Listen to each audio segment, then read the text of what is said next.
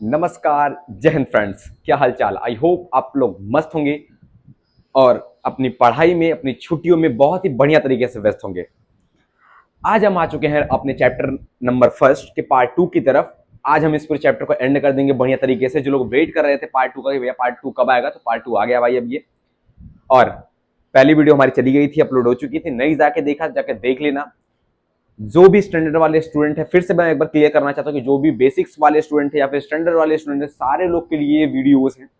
ऐसा कोई भी कॉन्सेप्ट नहीं रहेगा जो कि नहीं कवर होगा आपका, चाहे वो आप आर.डी. शर्मा की बुक सॉल्व करें, चाहे आप एनसीईआरटी सॉल्व करें। लेकिन मेरा सलाह ये रहेगा कि अगर आप लेक्चर देखते हो, लेक्चर के साथ साथ मेरी जान तुम एनसीईआरटी करते हुए चलना, तुम्हारे सारे कॉन्सेप्ट क्लियर हो जाएंगे। अगर तुम मैथ में बेसिक भी हो ना, तो भी चिंता मत करना, तुम्हें ऐसा लगेगा नहीं कि मैथ में कुछ आ रहा है, मुझे अब अच्छे से समझ में आ रहा है। तो साथ साथ में जैसे जैसे मैं पढ़ा रहा हूँ, सारी चीजों को एक साथ चलना, कॉन्सेप्ट्स को रिवीजन मारना, कॉन्सेप्ट्स को रिवीजन मारते हुए एनसीईआरटी सॉल्व करते हुए चलना। अगर तुम स्टैंडर्ड वाले हो तो आरडी भी सॉल्व करना। कोई भी अगर किसी भी क्वेश्चंस में प्रॉब्लम होती है, सबसे पहली बात तुम्हारी गलती ये है ना यार कि वीडियो तुम देखते हो जरूर, लेकिन कमेंट नहीं करते। कोई भी क्वेश्चन डाउट होता है, कुछ भी जो डाउट होता है उसको कमेंट कर दिया करो, मैं देखूंगा, सॉल्व करूंगा। हो सकता है तो उसे मैं पोस्ट के थ्रू अपलोड कर दूं। ठीक है, तो कोई भी डाउट हो पूछा करो। बिना टाइम वेस्ट किए बढ़ते हुए हम अपने पार्ट 2 की तरफ, जो कि है रियल नंबर का पार्ट 2। हमने पिछली क्लासेस में बहुत सारी चीज डिस्कस कर ली थी कि एलसीएम क्या होता है। एक बार रिवीजन करा देता हूं आपका। एलसीएम क्या होता है, लोएस्ट कॉमन मल्टीपल। एचसीएफ क्या होता है, हाईएस्ट कॉमन फैक्टर के बारे में। एक रेशनल नंबर क्या होता है, टर्मिनेटिंग रेशनल नंबर क्या होता है, कोई भी डेसिमल के बाद टर्मिनेट करेगा नहीं टर्मिनेट करेगा। एचसीएफ एलसीएम कुछ बढ़िया क्वेश्चन किए थे, और अभी भी हम कुछ क्वेश्चन करने जा रहे हैं जिसकी वजह से आपके सारे कॉन्सेप्ट क्लियर होंगे। उससे पहले मेरी जान, मैं आपको एक बात बताना चाहता हूं। देखो, एचसीएफ एलसीएम एक ऐसा टॉपिक है ना जिसमें सारे बच्चे, चाहे वो धुरंधर हो चाहे वो बेसिक हो, तुम्हें उसमें प्रॉब्लम आनी ही आनी है। अब भैया प्रॉब्लम कैसे आएगी? मान लो कोई भी स्टेटमेंट दिया रहता है आपको क्वेश्चंस में, एग्जांपल के तौर पे स्टेटमेंट अभी दिया है आपके सामने कि what is the smallest number that when divided by 35, 56, 91 leaves remainder of 7। अब इसका मतलब तुम एक बात समझना मेरी बात। देखो, ये चीज जो दी है इसमें आपको निकालना है एलसीएम या एचसीएफ, दो में से कुछ ही निकालना है। लेकिन भैया हमें ये कैसे पता होगा कि नहीं हमें एलसीएम ही निकालना है या फिर एचसीएफ ही निकालना है? देखो मेरी जान, सबसे पहले एचसीएफ या एलसीएम के क्वेश्चन में सबसे पहले तुम ये देखा करो कि जो वो चीज हम निकालेंगे, जो हमारा वो आंसर आएगा, वो एक छोटा नंबर होगा या फिर बड़ा नंबर होगा। पहली मेरी बात ये समझना। एग्जाम्पल के तौर पे दिया है what is the smallest number when divided by 35, 56, 91। यानी उसके कहने का मतलब है कि जब हम 35, 56, 91 से जब उस नंबर में हम डिवाइड करेंगे तो रिमाइंडर 7 आएगा। यानी आम बात से पता चल रहा है कि जो वो नंबर होगा, यहां पे आपको बजाने के लिए पता है बोला क्या है, स्मॉलेस्ट नंबर। लेकिन वो नंबर स्मॉल नहीं होगा, वो नंबर तो इन तीनों से बड़ा ही होगा ना, क्योंकि हमें इन तीनों नंबर से इसमें डिवाइड कराना है। एग्जाम्पल के तौर पर मैंने बोला 2 से डिवाइड कराना है, तो जब जिसमें 2 से डिवाइड करना होगा वो नंबर तो बड़ा होगा ना इससे, 2 से। भाई मेरी बात समझे कि नहीं समझे? तो वही कहने का मतलब है कि वो नंबर 35, 56, 91 से बड़ा होगा। अगर बड़ा नंबर है यानी बड़ा आंसर आपका आ रहा है, तो जान जाना कि अगर कोई चीज बड़ा आ रहा है, मैं ब्लैक से लिख दे रहा हूं शायद दिखे ना, ठीक है। अगर कोई आंसर जो है, अगर आंसर बड़ा है तो आपको निकालना है एलसीएम। अगर आंसर बड़ा है तो आपको निकालना है एलसीएम जो डाटा दिया है उसका। लेकिन अगर आंसर आपको लग रहा है कि छोटा आएगा तो आप निकालोगे एचसीएफ। अब ये क्वेश्चन हम सॉल्व करते हैं। क्वेश्चन क्या है, what is the smallest number. ये स्मॉलेस्ट नंबर मेरी जान तुम्हें बजाने के लिए बोला गया है, क्योंकि तुम बज जाओ। तुम सोच स्मॉलेस्ट नंबर बोल दिया ना, छोटा नंबर है तो मतलब तुम एचसीएफ निकाल लो, क्वेश्चन गलत हो गया। हमें एचसीएफ निकालना ही नहीं, हमें एलसीएम निकालना है। तो what is the smallest number when divided by 35, 56, 91 leaves remainder 7। अब एक बात मेरी समझना, यहां तक तुम्हें समझ में आ गया कि भैया हमें निकालना क्या है, एलसीएम। ये तो सबको समझ आ गया कि हमें निकालना है एलसीएम। अब एक बात मेरी समझना, वो बोल रहा है कि जब इन तीनों से हम डिवाइड करेंगे तो हर केस में 7 बचेगा। इसका मतलब जो नंबर एक्चुअली डिवाइड हो रहा है उससे वो नंबर 7 ज्यादा है। मेरी बात समझ में आई? नहीं। फिर देखो, मैंने बोला कि ये जो 2 है ना, जो ये 2 है ना, वो 7 को डिवाइड कर रहा है तो रिमाइंडर 1 आ रहा है। ये बात सही है कि जब अगर 2 है वो 7 को डिवाइड करेगा तो रिमाइंडर 1 आएगा। अब एक बात में बताओ, एक्चुअली में कौन सा नंबर है जो पूरा डिवाइड हो जा रहा है? 6। एक्चुअली में तो नंबर 6 ही है ना मेरा, एक्चुअली में नंबर मेरा 6 ही है।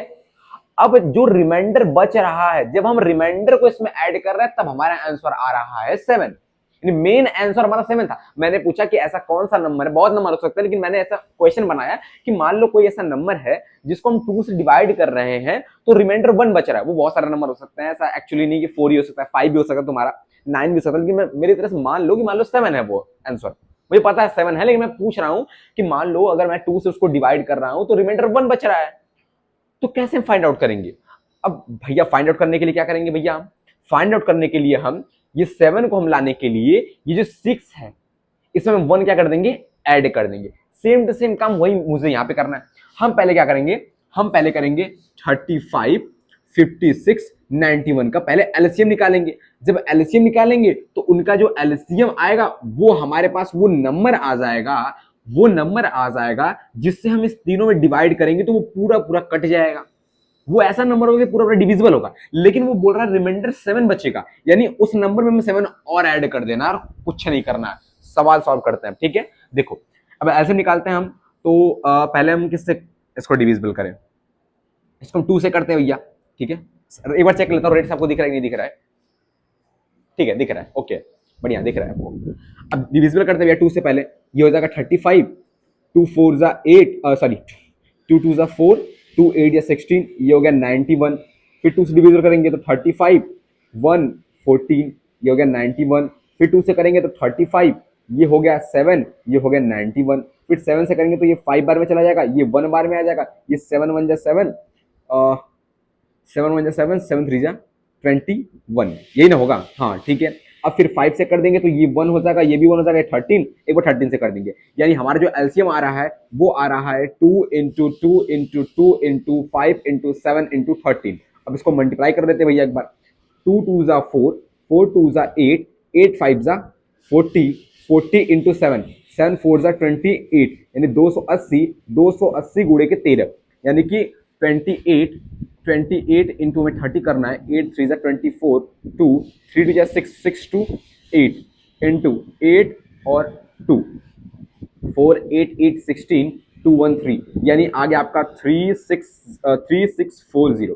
अब एक बात मेरी समझना, तो हमारा जो आंसर आया है वो आया 3640, ये हमारे पास तो आंसर आया 3640, लेकिन ये पूरा हमारा रियल आंसर नहीं है, क्योंकि वो बोल रहा है कि वो डिविजिबल, जब ये 35 56 91 डिविजिबल डिवाइड कर रहे हैं इस नंबर को, तब तो ये पूरा पूरा कट जाएगा। अब पूरा पूरा कट क्यों जाएगा भैया? क्योंकि ये 35 56 91 का मल्टीपल है। अब मल्टीपल कैसे भैया? क्योंकि हमने इसका एलसीएम निकालना है मेरी जान, और एलसीएम का मतलब होता है लोवेस्ट कॉमन मल्टीपल, यानी ये जो है इन तीनों का लोवेस्ट कॉमन मल्टीपल है, तो ये तो पूरा डिविजिबल है। लेकिन वो बोला है कि leaves remainder of 7 each, in each case, मतलब हर केस में 7 रिमाइंडर बचेगा, यानी कि जब हम 3640 में और 7 ऐड कर देंगे तो आ जाएगा 3647, और ये हमारा आंसर है क्योंकि वो रिमाइंडर 7 बोला है बचेगा। मेरी बात समझ में आई कि नहीं? नहीं समझ में आई तो फिर से एक बार बता देता हूं। पहले हमें फाइंड आउट करना है कि एलसीएम निकालना है कि एचसीएफ। हमें निकालना था एलसीएम, हमने एलसीएम निकाला, हमारे पास एक आंसर आया 3640, जो कि इन तीनों का मल्टीपल है, लोएस्ट कॉमन मल्टीपल है। अब लेकिन वो बोला है कि ऐसा नंबर नहीं ढूंढना है हमें जो पूरा पूरा डिविजिबल हो, वो बोला हमें ऐसा नंबर लाना है कि जिसमें 7 रिमाइंडर बचे हर केस में। अब जब उसमें 7 ऐड कर देंगे तो डिवाइड करने पे बार बार 7 ही बच जाएगा। मेरी बात समझ में आ गई कि नहीं आ गई?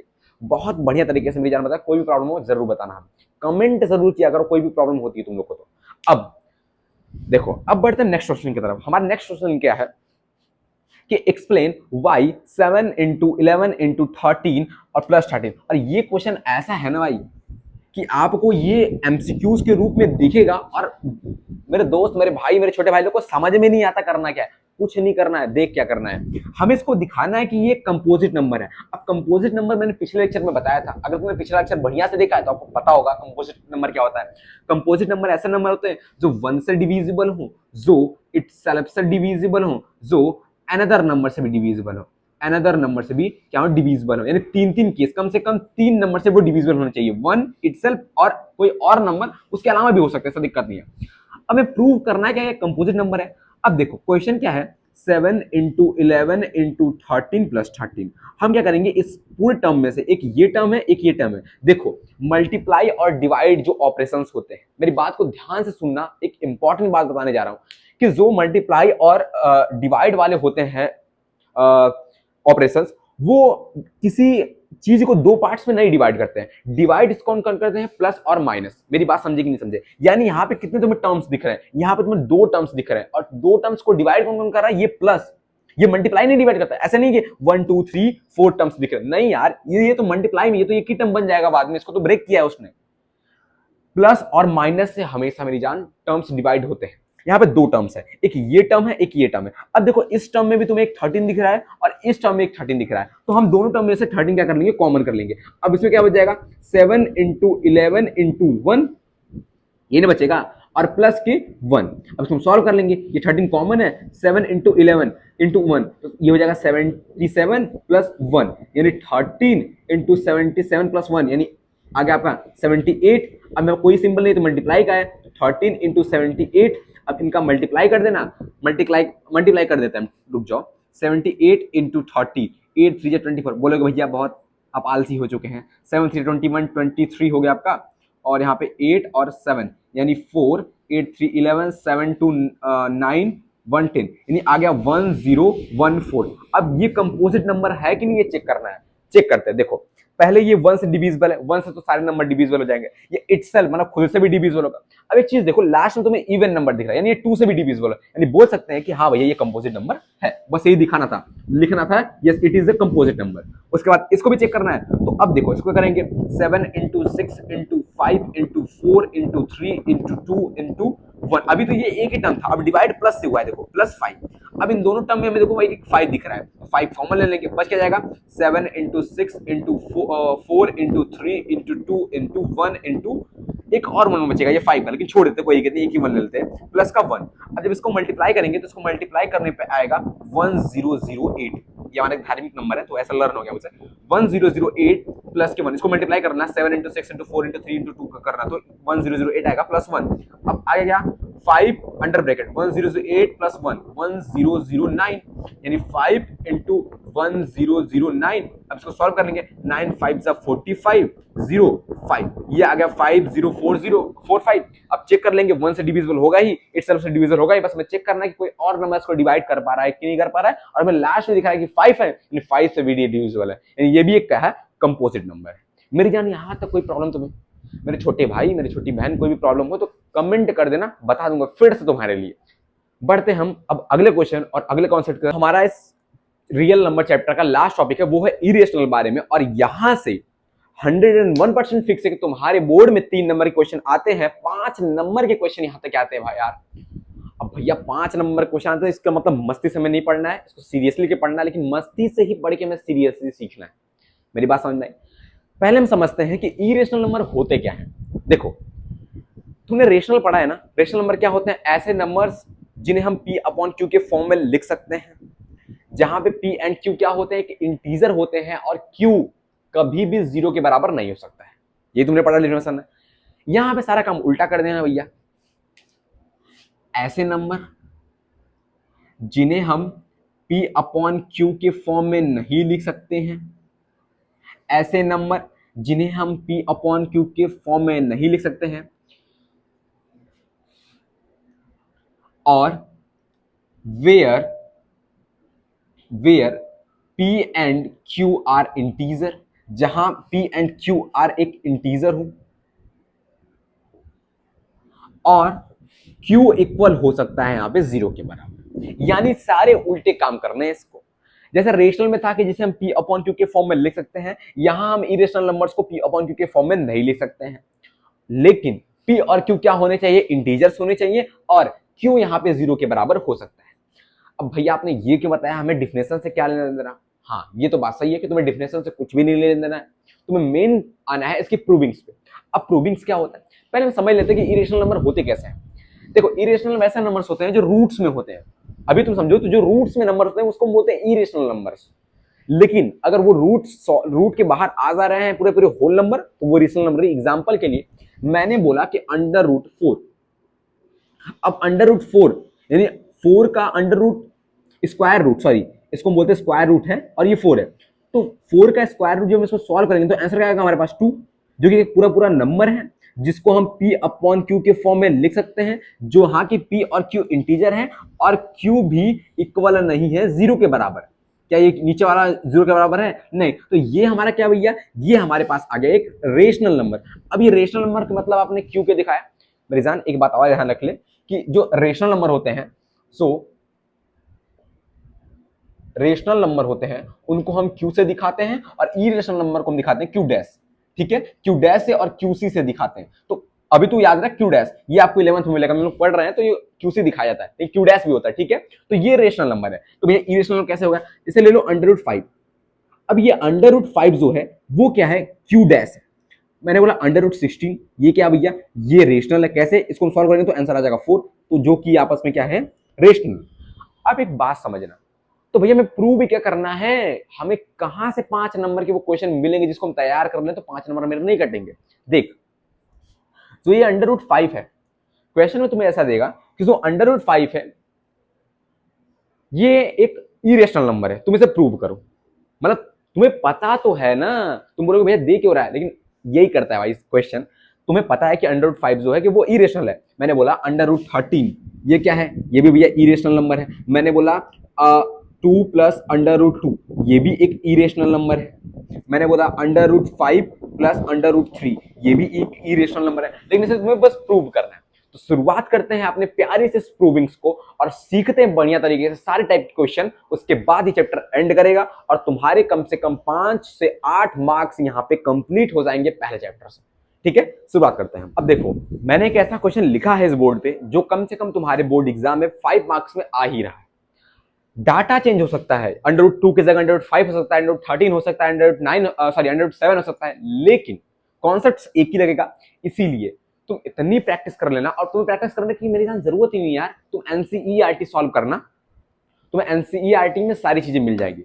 जितने भी मेरे भाई बहनों, प्लीज एनसीईआरटी सॉल्व कर लेना। शुरुआत करते हैं प्रूविंग इसका। देखो, ये बोल रहा है कि प्रूव करो कि √2 इरेशनल है, जो कि मैं पता है कि ये इरेशनल है, कि मैं प्रूव करना है। तो हम क्या करेंगे, अच्छा पहले हम लेट करते हैं, let √2 is rational number, rational number. अब जब मैंने इसको मान लिया है कि ये रेशनल नंबर है, तो सॉरी √2 है, जब मैंने मान लिया कि √2 रेशनल नंबर है, तो क्या हम लिख सकते हैं कि √2 equal to p upon q, ये तो लिख सकते हैं हम। हाँ भैया, क्यों लिख सकते हैं, क्योंकि हम रेशनल नंबर को दिखाते किससे हैं, p अपॉन क्यू के फॉर्म में जो होते हैं उसको हम रेशनल नंबर बोल देते हैं, तो हम इसको p अपॉन क्यू के इक्वल टू लिख सकते हैं क्योंकि ये रेशनल नंबर है। अब एक कंडीशन यहाँ पे आती है, वेयर, ये कंडीशन जरूरी देखना, where p and q are coprime number. अब ये भैया को प्राइम नंबर क्या होते हैं, ये क्या बला आ गई, को प्राइम नंबर मतलब p एंड q का जो HCF होगा ना, जो HCF होगा वो 1 होगा। p और q का जो HCF होगा वो हमेशा 1 होना चाहिए। अब हमेशा 1 होने का मतलब भी एक बात ये समझ लेना, यानी इन दोनों के कोई भी कॉमन फैक्टर नहीं आने चाहिए। मेरी बात समझे ना, इन दोनों का कोई कॉमन फैक्टर नहीं आना चाहिए, तभी इनका HCF जाके 1 होगा। अगर कोई चीज कॉमन फैक्टर आ गई, मान लो इनका मैंने p को मैंने लिख दिया 2 into 1 और इसको मैंने लिख दिया q को 2 into 5 into 7, तो देखो ये एक जो है हमारे पास आ गया, ये 2 कॉमन आ गया, तो इसका HCF क्या हो जाएगा 2। तो ऐसा कोई भी नंबर नहीं आना चाहिए जो कि दोनों में कॉमन हो, यानी उनका HCF क्या होना चाहिए, 1 होना चाहिए। अच्छा, ये कंडीशन बन गई। अब क्या करेंगे भैया हम बताइए, अब हम करेंगे भैया, अब हम करेंगे squaring both side, squaring both side. अब हम दोनों साइड क्या कर देंगे, स्क्वायर कर देंगे। जब हम √2 का स्क्वायर करेंगे और इधर p अपॉन क्यू का स्क्वायर करेंगे, तो √2 का स्क्वायर करेंगे तो 2 आ जाएगा और ये p square upon Q square हो जाएगा। अब हम क्यू स्क्वायर को ट्रांसपोज कर देंगे तो 2 into q square is equal to p square. अब हमें यहाँ पे एक बात समझ में आई कि कि कि 2 2 डिवाइड्स p स्क्वायर, सो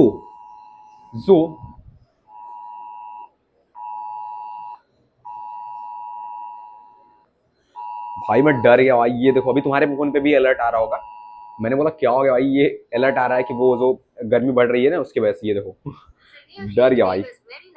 चलो छोड़ो, उसको छोड़ते हैं हम, ठीक है। यहाँ पे आते हैं, तो जो ये टू है ये कहीं ना कहीं पी स्क्वायर को डिवाइड कर दे रहा है, तभी ना टू क्यू स्क्वायर है। तो two divides p square, so two divides two divides p also, यानी कि मान लो ये टू है, ये फोर को डिवाइड कर रहा है। अब फोर का मतलब टू का स्क्वायर, अगर जो टू है वो टू के स्क्वायर को डिवाइड कर रहा है, यानी टू जो है वो टू को भी डिवाइड कर देगा। मेरी बात समझ आई कि नहीं आई? फिर से एक बार समझते हैं हम। मान लो ये टू है, वो फोर के स्क्वायर को डिवाइड कर रहा है। टू है वो फोर के स्क्वायर को डिवाइड कर रहा है, यानी टू है वो फोर को भी डिवाइड कर देगा, तुम जानते ही हो। तो वैसे ही मैंने लिखा कि जब to divides p square, so two divides p also. अब एक बात बताओ, हम यहाँ पर लेट करते हैं, let p is equal to 2m। अब ये भैया आपने क्यों लेट किया कि let p is equal to 2m? मान लो 2 का हम किसी m नंबर से मल्टीपल कर दे रहे हैं, जहां की यहाँ पे जो m है वो एक नेचुरल नंबर है। Where m is natural number, ऐसे आपको लिखना ही है और प्रैक्टिस करके आप ये सब याद कर सकते हो। मैंने भी यार ऐसा नहीं कि मतलब एक बार में मुझे आ गया, इंग्लिश इतनी बहुत तेज है रफ्तार वाली, नॉर्मल इंग्लिश तुम्हारी तरह है भाई, लेकिन ये चीज लर्न हो गई ना कि p divides p square, 2 divides p square, so 2 divide p also, let p equal to 2m। अब जो हमने लेट किया है p इक्वल टू 2m, हम क्या करेंगे उसको हम यहाँ पे पुट कर देंगे। मान लेते हैं इसको इक्वेशन नंबर फर्स्ट। अब ये हमने मान लिया इक्वेशन नंबर फर्स्ट, तो हम क्या करेंगे p is equal to 2m को पुट कर देंगे, put in equation number first. अब पुट करेंगे तो 2q square is equal to p की जगह रख देंगे 2m, तो 2m का होल स्क्वायर। अब ये स्क्वायर क्यों है कि यहाँ पे जो p का मतलब है ना, ये जो p की वैल्यू दी है मेरे पास 2m, ना कि p स्क्वायर की वैल्यू 2m, तो इसलिए मैंने इसका होल स्क्वायर कर दिया। तो ये हो जाएगा 2q square is equal to 4m square. अब इसको हम डिवाइड करा देंगे, 2 2 4, यानी q square is equal to 2m square. फिर एक कंडीशन बन गई कि 2 divides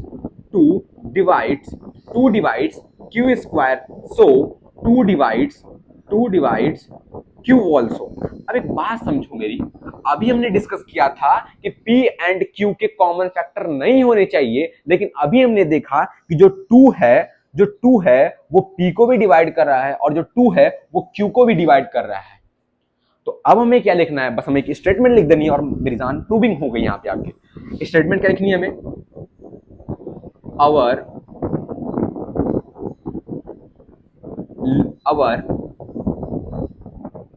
contradiction is fact that our assumption is wrong under root 2 is irrational number। अच्छा, यहाँ पे चीज और लिख देना है आपको, यहाँ पे जगह नहीं, यहाँ पे लिख देता हूँ, मतलब इसके नीचे लिखना है। इसको मान लेना आप, इसको क्वेश्चन अगर फर्स्ट माने हो तो ये जो है ना 2 डिवाइड्स p स्क्वायर आल्सो, इसको मान लेना क्वेश्चन नंबर सेकंड, और ये जो 2 डिवाइड्स q स्क्वायर आल्सो, इसको मान लेना क्वेश्चन नंबर थर्ड। अब यहाँ पे एक स्टेटमेंट और लिखना था, यहाँ पे जगह नहीं, मैं लिख देता हूँ यहाँ पे, ठीक है। यहाँ पे आपको एक स्टेटमेंट और लिखना था, by equation second and third 2 is common factor of p and q। ये स्टेटमेंट आपको इसके जस्ट नीचे लिखना था, यहाँ पे लिखना था कि बाई इक्वेशन, ये इक्वेशन हमने माना था सेकंड, ये थर्ड, तो by equation second and third 2 is a common factor of p and q। Our contradiction is fact that our assumption is wrong, under root 2 is irrational number. बस कुछ नहीं करना है। प्रैक्टिस करने के लिए आप यहाँ पे अंडर रूट 5 ले लेना, अंडर रूट 7 लेना, कुछ भी ले लेना, प्रैक्टिस कर लेना। ये एक बार स्क्रीनशॉट ले लो, समझ में नहीं आया तो फिर पूछ लेना। फिर से बता दे रहा हूँ मैंने क्या किया है। पहले हमने लेट किया है कि जो 2 है वो रेशनल नंबर अंडर रूट 2, फिर उसको मैंने इक्वल किया p अपॉन q के रूप में, जहां हमने ये किया कि where p and q are coprime. अब को प्राइम का मतलब क्या है, मतलब p एंड q के कोई भी कॉमन फैक्टर नहीं होने चाहिए। उसके बाद हमने स्क्वायरिंग बोथ साइड किया, स्क्वायर के अंडर रूट 2 का स्क्वायर इधर equal to p upon q का स्क्वायर किया, 2 equal to p square upon q square आ गया, q स्क्वायर को हमने ट्रांसपोज कर दिया इधर, यानी 2q square equal to p square आ गया। ये हमारा पास हो गया क्वेश्चन नंबर फर्स्ट। अब हमने एक चीज देखा, जो 2 है वो p स्क्वायर को डिवाइड कर रहा है, तो हमने लिखा 2 डिवाइड्स p स्क्वायर आल्सो अगर जो 2 है वो p स्क्वायर को डिवाइड कर रहा है, इसका कहीं ना कहीं मतलब है कि 2 जो है वो p को भी डिवाइड करेगा। ये हमारे पास आ गई क्वेश्चन नंबर सेकंड। अब हमने ऐसे कुछ लेट किया कि p इक्वल टू मान लो 2m, where m is a natural number, कोई भी एक नेचुरल नंबर है। अब हमने जो माना था कि p इक्वल टू 2m, उसको हमने क्वेश्चन नंबर फर्स्ट में पुट कर दिया, जिससे हमारे पास एक और स्टेटमेंट निकल के आ गया कि 2 divides q square, so 2 divides q also. अब by equation second and third, 2 हमें पता चलेगा कि कॉमन फैक्टर है भैया p एंड q का। इसका मतलब कि जो हमने माना था, our contradiction is fact that our assumption is wrong, under root 2 is irrational. अब तुम्हें प्रैक्टिस करने के लिए आप डाटा यहाँ पे चेंज कर लेना, जहां 2 है वहां 5 ले लेना, जहां 5 है वहां 7 ले लेना। अब बढ़ते हैं हम इसके एक नेक्स्ट टाइप की तरफ। इसमें 2-3 टाइप है, वो सारे डिस्कस कर लेते हैं। अब देखो, जो पहला हमारा क्वेश्चन था वो कम से कम 5 मार्क्स में आएगा, ये तो फिक्स है। और हर सेट्स में, या चाहे वो बेसिक्स का मैथ हो, चाहे वो स्टैंडर्ड का मैथ हो, वो मिलेगा, नहीं तो उठा के देख लेना। अब उसके बाद एक और टाइप का आता है जो कि कुछ ऐसा फॉर्म में रहता है कि 3√2 है, इसको हमें प्रूव करना है इरेशनल नंबर, और ये भी गिवन है कि अंडर रूट 2 वो इरेशनल है। मतलब ये चीज गिवन है कि अंडर रूट 2 इरेशनल है, हमें प्रूव करना है कि जो 3√2 है वो इरेशनल है। अच्छा, एक बात ध्यान देना, कभी कभी क्या होता है एग्जाम्स में क्वेश्चन इतना ही रहता है। अब भैया ये चीज तो हमें गिवन उसमें नहीं है कि अंडर रूट 2 इज इरेशनल, तो हम क्या करेंगे भैया, तो मेरी जान, तुम्हें वो सारी चीजें प्रूव करनी पड़ेंगी। सबसे पहले तुम्हें ये प्रूव करना होगा कि अंडर रूट 2 इरेशनल है, उसके बाद तुम आगे प्रूव करोगे कि 3√2 इरेशनल है। मतलब जो अभी हमने किया है, अभी जो अंडर रूट 2 को हमने प्रूव किया है, उसको करने के बाद फिर जो भी बताऊंगा वो करना पड़ेगा। लेकिन ऐसा होता नहीं, कभी हाल फिलहाल कभी स्टैंडर्ड मैथ में आ जाता है, कभी मैंने एक सेट में देखा था ऐसा कुछ, लेकिन ऐसा होगा नहीं, आपको वो चीज गिवन रहेगी। ठीक है, अब गिवन है तो बहुत ईजी है, हम पहले इसको लेट करेंगे। 3√2 is rational number, is rational number. अब इसको भी हम रख लेंगे 3√2 equal to p upon q के बराबर, where p and q are coprime and integer भी होगा। ठीक है, इंटीजर आप दोनों लिख सकते हो, कोई जरूरी नहीं है, मतलब इंटीजर लिखना जरूरी है, ये बोल रहे हैं आप। ठीक है, अब एक बात बताना, यहाँ पे क्या जो 3 है मल्टीप्लाई में इधर आके डिवाइड में हो जाएगा, तो under root 2 is equal to p upon q divide by 3। अब इसको और सॉल्व कर लेंगे फर्दर, तो 2 is equal to p upon q into के 1 1 अपॉन के 3 हो जाएगा। अब under root 2 is equal to p upon के 3q। अब एक बात समझना, अब बस प्रूविंग हो गई, अब आपको बस सिर्फ स्टेटमेंट लिखना है। स्टेटमेंट क्या होगा, p and q are integer, so p upon 3q is a rational number,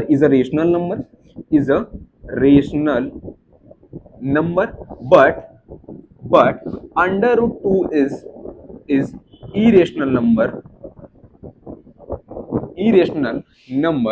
that is given, जो कि हमें गिवन है। फिर अब लिखना है our contradiction is fact that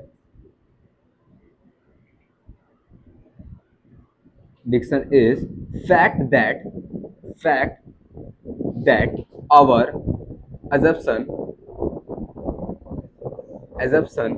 is wrong, क्योंकि ये तो रेशनल है, और रेशनल कभी इरेशनल के इक्वल हो ही नहीं सकता, यानी कि ये जो 3√2 है वो भी इरेशनल है।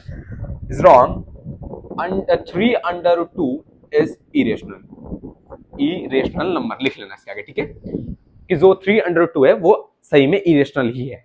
मेरी बात समझ में आ गई, ये छोटा सा था। देखो, सबसे ज्यादा डिफिकल्ट वही सिंगल वाला होता है, और उसके बाद जितने भी आएंगे सारे इजी होंगे। इसके बाद एक और है, वो देख लो, और ये पूरा चैप्टर बढ़िया से खत्म है। चाहे एनसीईआरटी देखना, चाहे आरडी देखना, सारे क्वेश्चन हो जाएंगे।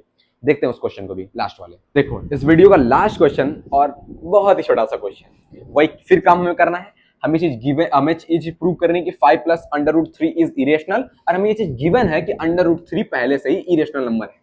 अब कैसे प्रूव करेंगे, हम वही लेट करेंगे। क्या लेट करेंगे भैया, कि 5 plus root 3 is a rational number, यानी कि 5 प्लस रूट 3 इक्वल हो जाएगा p अपॉन q के। Statement p where p and q are coprime coprime and integer. देखो तुम जब तक लिखोगे नहीं ना तब तक तुम्हें याद नहीं होगा। मैंने इसको कितनी बार लिखा है, अपने से पढ़ा है तो लिखा है, कहीं से देखा है तो लिखा है, पढ़ाता हूँ फिर लिखता हूँ, तो ये चीज याद होगी। जितनी बार तुम लिखोगे ना यार, तुम्हें याद करने की जरूरत ही नहीं है मैथ को, बस तुम लिखते जाओ, प्रैक्टिस करते जाओ, याद हो जाएगा। वैसे मुझे भी याद हो गया, ठीक है। अब ऐसा मत सुना कि कहाँ से भैया को याद हो गया, ठीक है। अब हम क्या करेंगे, वही काम करेंगे। यहाँ पे प्लस का 5 है, इधर आके माइनस का 5 हो जाएगा, यानी under root 3 is equal to p upon q minus के 5। अच्छा एक बात बताऊं, यहाँ पे देखो जब भी ऐसे मतलब एक अंडर रूट के अंदर कोई भी चीज प्रूव करने के लिए नहीं आएगी, अगर ऐसे मिक्सअप आएगा ना, तो तुम्हें ये चीज करनी है कि जो रूट वाला नंबर है वो इक्वल टू के एक साइड हो, और जो बिना रूट वाला नंबर है यानी जो एक होल नंबर है वो रूट के एक साइड हो। बस देखो यहाँ पर रूट के एक साइड अंडर रूट 3 आ गया और इधर आ गया, तो बस ये करना है आपको। तो इधर आ गया अंडर रूट 3, इसको हम सॉल्व कर लेंगे तो आ जाएगा पी माइनस 5q अपॉन के क्यूब। अब स्टेटमेंट फिर वही लिखना है भैया। स्टेटमेंट क्या लिखना है कि p and q are integer so p minus 5q upon q are is a rational number but under root 3 is irrational number that is given।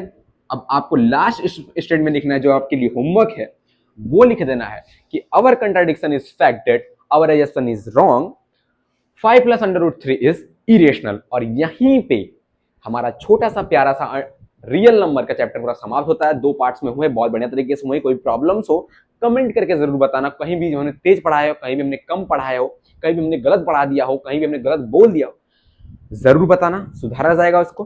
तब तक के लिए पढ़ाई करते रहो। ऑल द बेस्ट, मिलेंगे नेक्स्ट वीडियो के साथ। जय हिंद, जय भारत।